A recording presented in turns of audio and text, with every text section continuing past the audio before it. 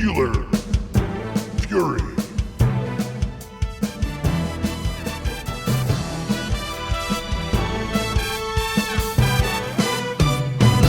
SteelerFury.com. Hey, this is the Pittsburgh Steelers Show on the Steeler Fury Podcast. You've joined us during our pre-draft extravaganza week where we have 5 episodes about draft needs for the Steelers, draft prospects in general, the draft in general, and then culminated by our full 7 rounds, every pick of the Pittsburgh Steelers, where we debate all the potential candidates for each pick and have to come up with some kind of consensus. Coming up with consensus is not easy, no matter who you are, especially for us 3. But without further ado, today's episode is all about the small schoolers and sleepers, and we have an amazing guest. And without further ado, here's episode 2 of the pre-draft extravaganza. Hello, and welcome once again to another edition of the SteelerFury.com Pittsburgh Steelers Show. We are in episode 2 of our pre-draft extravaganza. I don't know how many years it is with that. It is, however, the 17th season of the Steeler Fury podcast, making us maybe one of the first Pittsburgh Steelers podcasts in the universe. But in all that time, I don't think we've had this guest on, which is amazing to me because he and his videos appeared on Steeler Fury probably at least that long ago, maybe more like 20 years ago. He is the expert, the czar, the small school maven. I don't know what else to call you. Nothing I can say will be good enough. Ladies and gentlemen, Emory Hunt is with us. How are you, sir? I'm doing fine. Well, I appreciate you bringing me on. And it's funny to think about Steelers Fury and how, a lot of the message boards were really a big part of Football Gameplan's growth because, as you may remember, we were one of the first ones to jump out on YouTube. And at the time, Twitter either didn't exist or wasn't as popular as it is now. So I used to go into the message boards under M. Diggy and post my videos, and folks was either watching it, giving feedback, critiques, criticism, but all of it helped. Because again, it was, something that was unique at the time. And, people need to understand how vital those message boards were when message boards were message boards, Yeah, well, that was the place. If you were a real diehard football information guy or any kind of information guy, really, that was the place to go. And it's amazing to me. I love your content and the work that you do. I'm so thrilled that you have turned it into like this, you've become famous. So it's like, I knew it'd win. But it's really impressive, the depth, so you mentioned Football Gameplan. That's your website and your guide that comes out every year. And you just published recently the 2024 guide. How many years have you been doing this? This is the 5th year of the draft guide, but I've been covering the draft in how you know it for me to cover it since 2010. But I was finally able to put out a digital draft guide in 2020. And this is the 5th year. And if people have bought the guide since 2020, right now they'll be sitting on over 4,300 individual scouting reports. So it's insane. Yes, indeed. And I will say this about your guide. If you don't have a lot of room on your hard drive and you get the electronic copy, you might need to clear some space to bring it in. It's giant, right? It's great.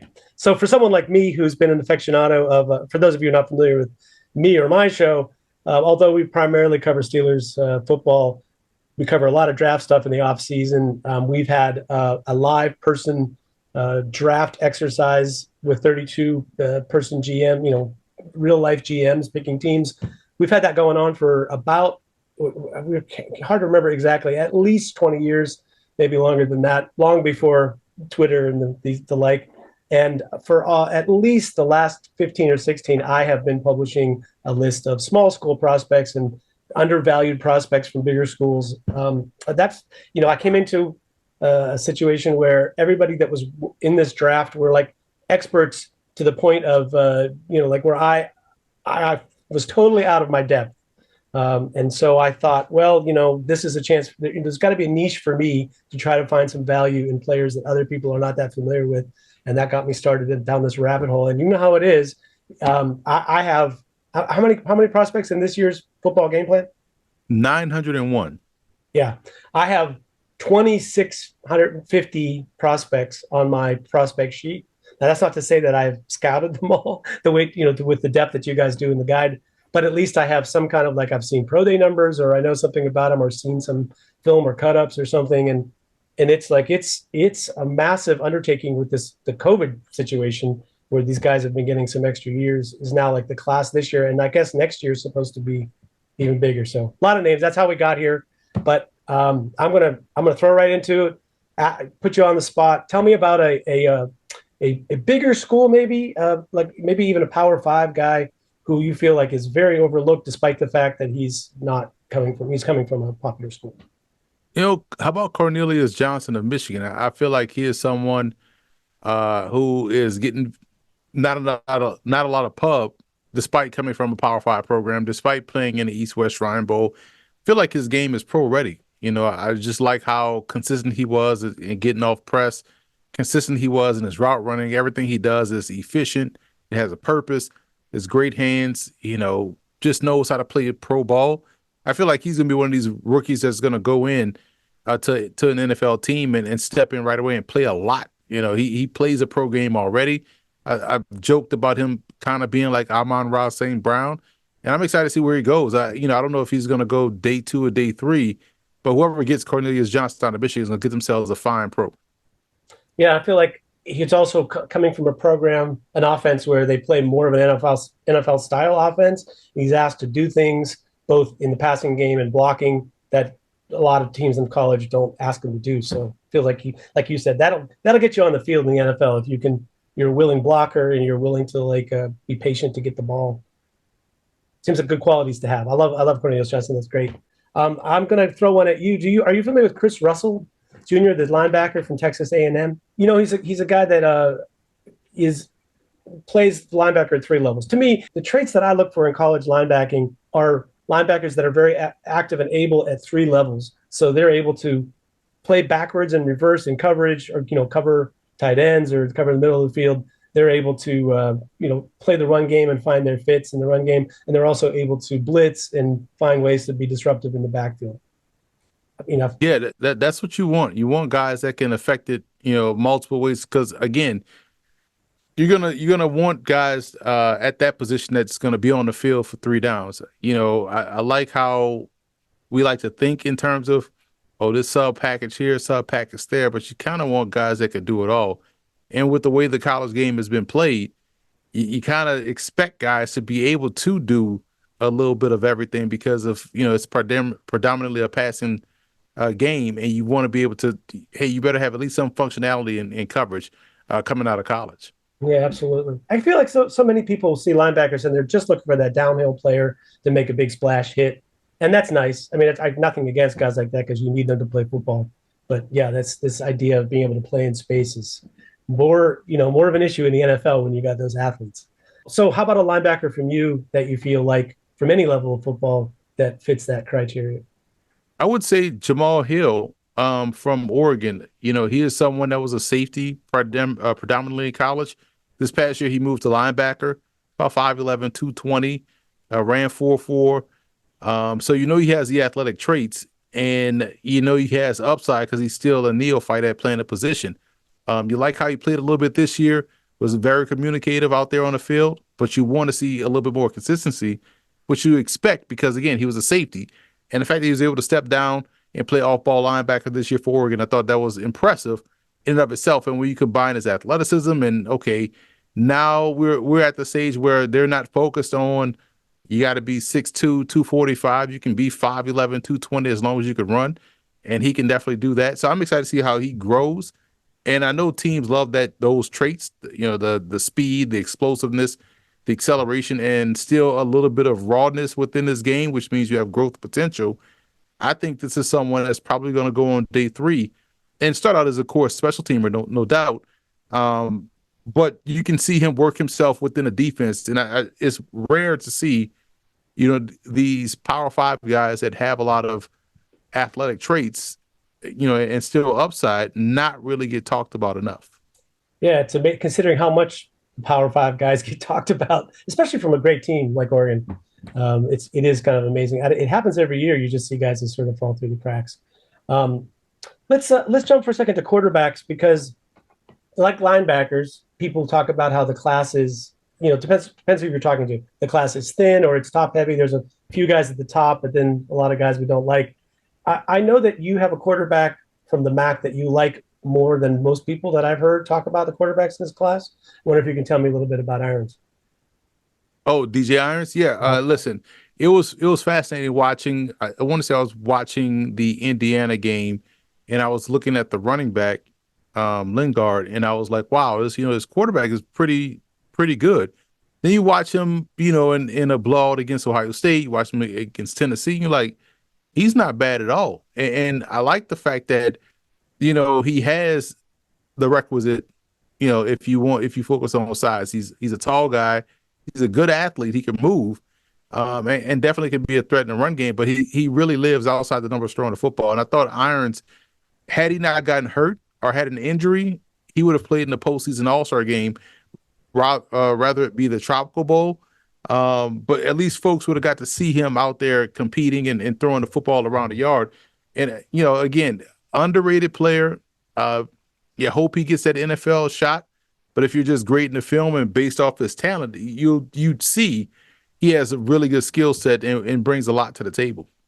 Yeah, I just find it's he seems to have a lot of skills and he's sort of clever with his game. Like he's not a robot, which I think you're kind of aggressive, you have tools, and you're not a robot. That gives you a big advantage at the for upside, right? It's much better than a situation where you're going to have to try to sure you can fit in somewhere because I'm supposed to get rid of the ball here, I'm supposed to do this, I'm supposed to do that. That's fine, but if you transcend that a little bit, I think you have a better shot. And he was well coached in college by a really great coach, and Joe Moorhead. Moorhead does a fantastic job with quarterbacks. I've been a Moorhead guy since he was at Fordham, and watching the guys that he worked with at Fordham, and then seeing him at Penn State, and seeing him at Mississippi State, and seeing him at Akron. They ran a 2-quarterback system with Jeff Undercuffler as well. So I know he's gotten great coaching. That's why it's just fascinating to see. Again, he was nursing the injury toward the back end of the season, didn't allow him to compete in the postseason All-Star game. Sure. But not a lot of talk about a guy that has been groomed properly by a really good coach. And MAC quarterbacks, they've done it in the league, for years. I like a guy. Maybe I'm higher on him than you are, but Jason Bean from Kansas, formerly North Texas. It's been a weird career for him. It feels like he's never quite gotten his due until this year. And even in the postseason, he came in kind of light to the All-Star game. And I get the feeling that between then and when he did his 40 at the combine, that they took one of the fastest players, if not the fastest in-game player in college football last year. And they said, look, it's more important for you to add 20 pounds than it is for you to run 4.3. But I feel like there's a guy that, the running skill is great. He was very effective with that at Kansas and pretty much won, I guess that was the Oklahoma game with the 70-yard run or whatever.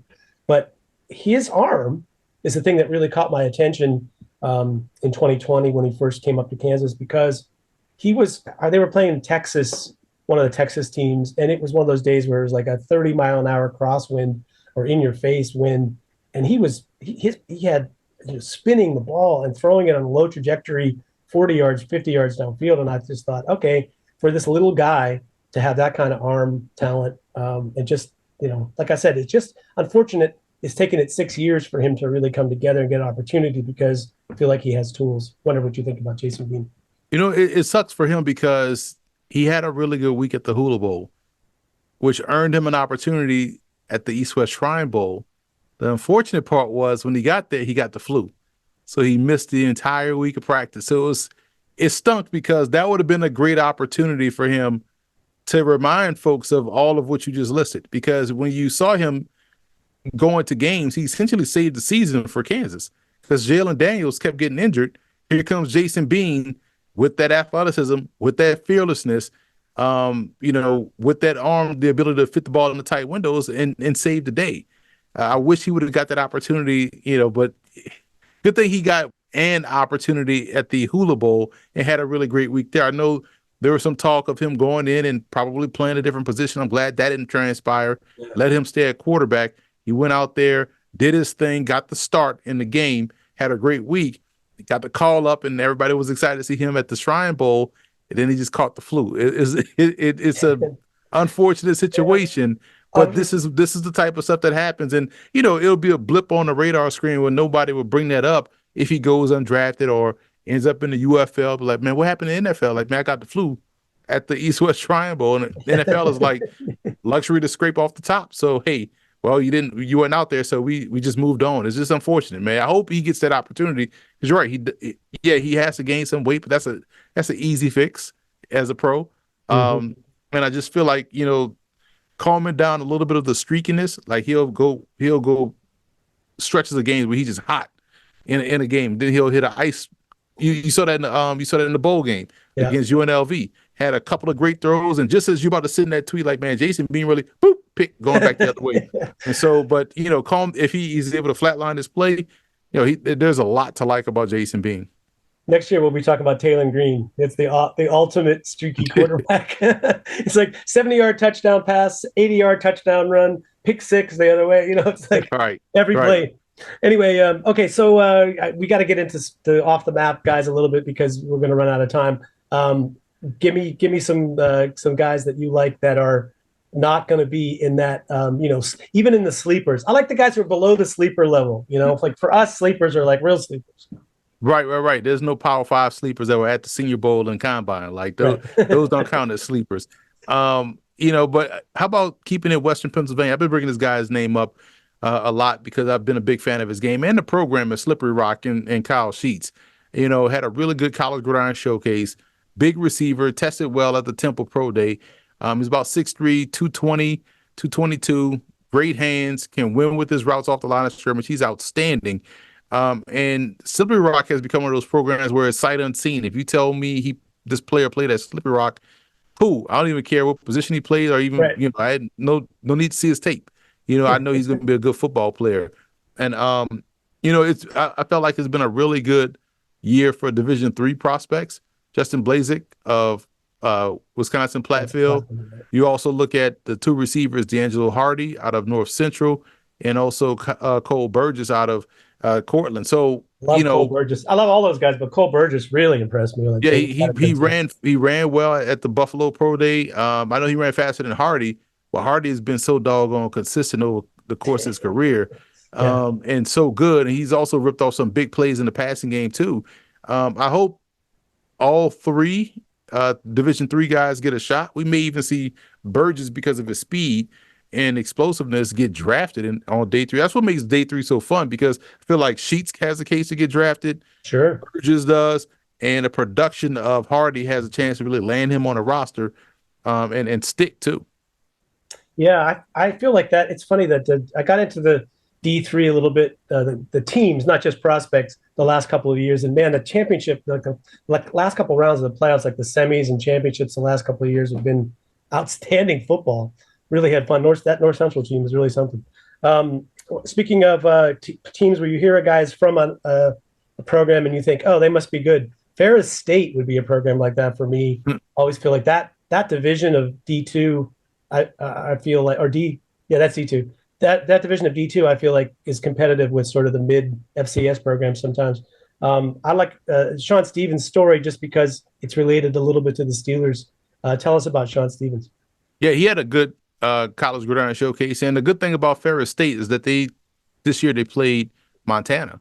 So, you got to see it, the reigning D2 national champions go up against what would have been, the FCS runner-up national champion this year. So it was a good contrast. And Stevens has been here's the case with Ferris State. You're right. The GLIAC is a fantastic conference. I've been the MC for 2 years at their media day in August, and you're seeing dudes that are going to play. They end up playing on Sunday. Caleb Murphy being the latest, right, from Ferris State. The problem with Ferris State, and it's funny, these dudes be old. Like there was a quarterback graded this year, Malik Mitchell, who's now playing the indoor league. So he just jumped straight from last game at Ferris State, just went go ahead and played pro ball because he was 27. So why not, right? But you see a lot of older guys at Ferris State. But Sean Stevens is excellent corner. good matchup skills, has the ball skills that you want, the ball awareness, can take the ball away, test it well, showed at the College Gridiron Showcase that he can handle, the step up in competition. You go back and watch the Montana game, you're seeing, what you want to see. I know teams will look at the age, but I feel like everybody in this class is 24. So you're going to have to live with it, right? At the end of the day, if you can get 4 years out of a player, that's a win for you because we're starting to see now teams are moving off on first round picks. They're not picking up fifth-year options. So we used to say, oh, this guy's going to be your cornerstone for a decade. Man, you better be lucky he's out there for 3 years. Yeah. So I feel like Sean Stevens, based on how he plays, granted he's a shorter corner, but he has the ball skills, has the quickness that you look for. Size is not a skill. I heard that somewhere. Exactly. That's gonna be on your tombstone. Just by the way, just guys I know that we both like that I want to talk about for a second. One of them is Owen Glasgow, out of Long Island University. Are you familiar with his story with his father? I don't know if you know this at all. Yeah, I found out, and there's always something behind the motivation and the passion of the guy.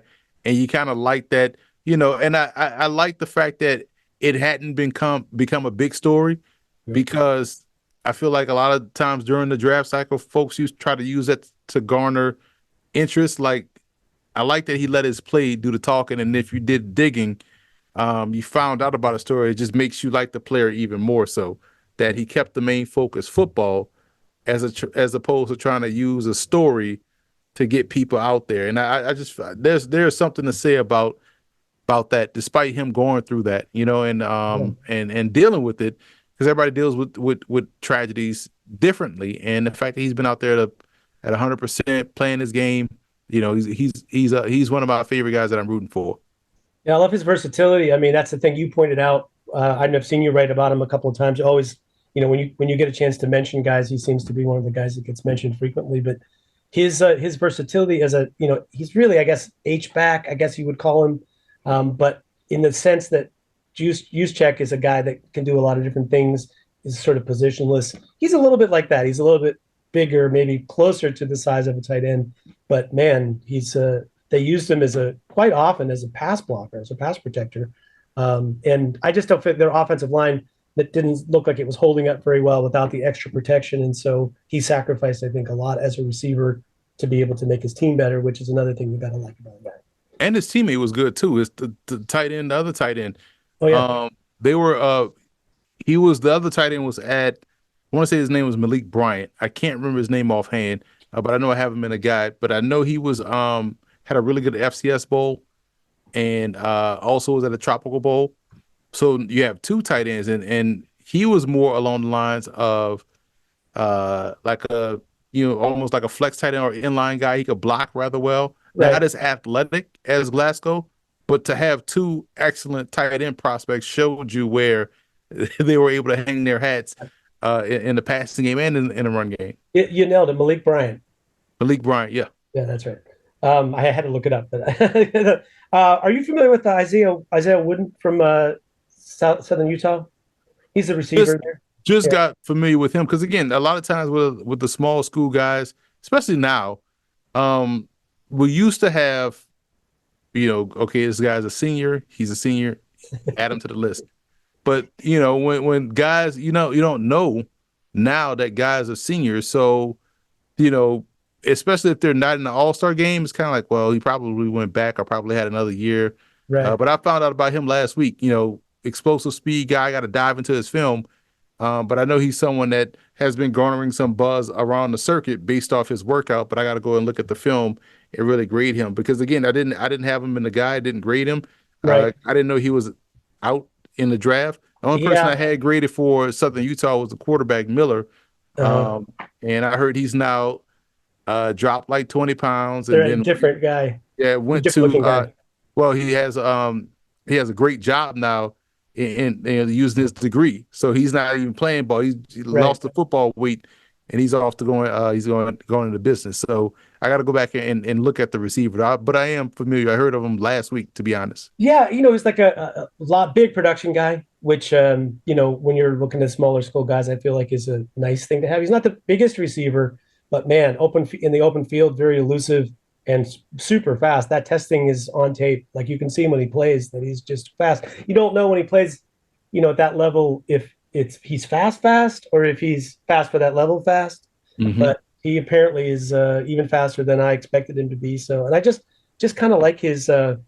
I don't know. When you see a receiver that gets a lot out of his talent at that level, that makes me confident that they're a worker. That it reminds me of like the T.Y. Hilton type of guy that has worked on his craft and doesn't just have the physical skills that he can win on two routes or something like that. So I really do like him. And that guy Robert Horsey, who's in Feldman's Freaks, he's another guy that's at that school that worth seeing a little bit of him. He's a little hot and cold, but when he's hot, he's very physically talented. Real quick, Devin Adams of Peru State would be a guy that, if you're not familiar with him, because why would you be looking at NAIA football at Peru State? He's a guy that I was going to give you opportunity if you knew him. And then the other one is that the tackle from Michael Jarrell from Findlay. Either of those names pop for you? The tackle from Findlay, I know he had he was at the Hula Bowl. Right. And, going from D2 and seeing consistent edge rushers from FBS, I thought he held his own the whole week. He was one of my favorite tackles to watch. It was him, and it was Jeremy Flax from Kentucky, who ended up getting the call up to the Senior Bowl. But Findlay, to be honest, has solid program in terms of development. They had a couple tight ends that I like too. But I thought he moved. I thought he handled himself well. Obviously, he's built like a Division II athlete, so you have room to grow, physically as a pro. So I like that upside still, and the fact that we got to see him, down in, down out throughout the week at the Hula Bowl, hold his own against some twitchier guys from the FBS Power 5 level. Even I was impressed.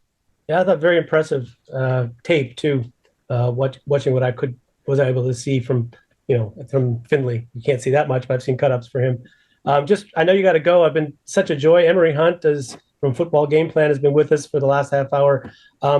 Just quickly, one for me and one for you. So mine is Quantez Stiggers. I assume you saw him at Shrine Bowl, and you might be familiar with his crazy story, not playing any college football, going to Toronto, being the CFL Defensive Rookie of the Year, and now in the draft class. What's your take on him? Not just the story, but him as a player and his prospects for the NFL. It would shock me to see him go earlier than people think, because he played a pro season already. He's a pro already. He understands how to be a pro, and he tested through the roof athletically. And people saw him down, at the Shrine game, have a great week. And you factor in the fact that he's already played against pro receivers. I don't care if it was a CFL, that's still pro receivers. And if you can play corner at that level of the CFL, then you could play in the NFL easily. The field is you're in a more confined space as the big wide open fields up there up north. I think because of all of those things, upside, age, already a pro player, test well athletically, he's going to go higher than people think. And I also, wouldn't surprise me to see him, really go early day 2, because teams want to sign him right after when they found out he was looking down south for opportunities, but he had to go through the draft process. So that kind of threw a monkey wrench into everything. And you worry about the 18 games already on his body, the pro games already this calendar year, but he'll be fine. But I do feel like he with his skill set, he can play inside or outside. I think he goes earlier than people think. It's amazing. I mean, I remember, a few guys over the course of time that were, drafted into the NFL that didn't play any college football, but not too many, man. So good on him. And he seemed to come in the Shrine Bowl, come in hot.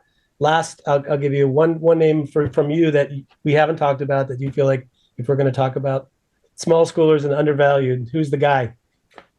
Well, listen, I always like to go back to guys that I've seen a lot of, and that's Jaden Sherton of Monmouth. I know he was at the Shrine Bowl, but I called a lot of his games. I remember doing the high school signing day special at Monmouth when they signed him. And, coach told me, it was like, you're going to like this kid. And I watched this film before we recorded the show. I was like, oh my God, like how does dude, and it's not a knock, how did he end up at Monmouth? But people look at his size, they probably overlooked him. But every time he touched the football, he was a threat to score every time. And I give you one more. I was a big fan of another guy that I've called a lot of games of in Javion Morton, the corner out of Morgan State, who every time there was a big play that needed to be made in a passing game, he makes the play. And if you throw a pass his way that's late and inside, best believe it's going back the other way. Great sense of timing, great instincts, great football IQ. About 5'8", 5'9", 175, 180. He ran 4.5, typical slot corner, but he has fantastic football awareness. Yeah, this is why I always say that you should watch if you're trying to really learn about a player, to watch games and not just cut-ups or all 22, because the game situation, it really shows some guys really shine in tough situations and other guys make their plays and they can cut them up into pieces for you to see, but you're not seeing necessarily when the game's on the line, or like you said, you need a play. So good for those guys. Emory Hunt, footballgameplan.com / 2024 draft guide.